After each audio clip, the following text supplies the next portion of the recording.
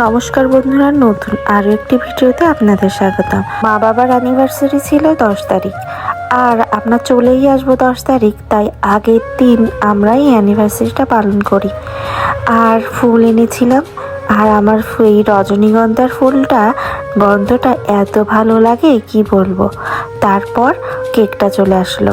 কেকটা অর্ডার করেছিলাম খুলনারই এক আপুর কাছ থেকে। এই থিমটা পুরোই আমি আপুকে বলে দিয়েছিলাম, আর এত কিউট হয়েছে। মিয়া পাত্তার দিদুনকে চোখ ঢেকে আসতে বলেছে, দেখো তোমার জন্য সারপ্রাইজ এনেছি। আর মা তো খুবই খুশি হয়েছে, তাই খুশিতে মেয়েকে আদর করছিল। তারপরে সন্ধ্যা নাগাদ মা সব কাজ সেরে এসে ছেলেকে নিয়ে বসেছিল। ছেলেকে নিয়ে, আমার সোনা ছেলেকে নিয়ে খুনসুটি করছিল। তারপরে মাকে বললাম, তুমি রেডি হও তোমার মতো। তারপর বিধু মাকে একটু ফুল দিয়ে দিল কানে, আর ফুল দিয়েই যেন মাকে এত সুন্দর লাগছিল। তার কিছুক্ষণ পরে বাবা আসলো, আর সোনা মেয়ে বাবার তার দাদুর হাত ধরে বলছে, দেখো কি সুন্দর লাগছে দিদুনকে, তুমি দেখো। পাকা পাকা কথা আমার সোনা মেয়েটার।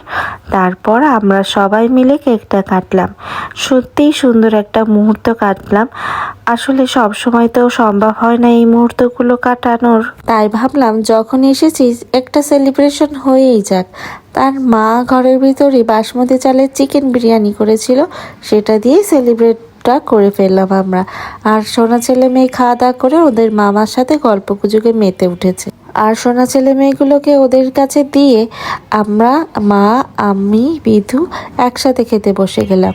এই অ্যানিভার্সারি রাতটা এইভাবেই সুন্দরভাবে কাটলো আমাদের।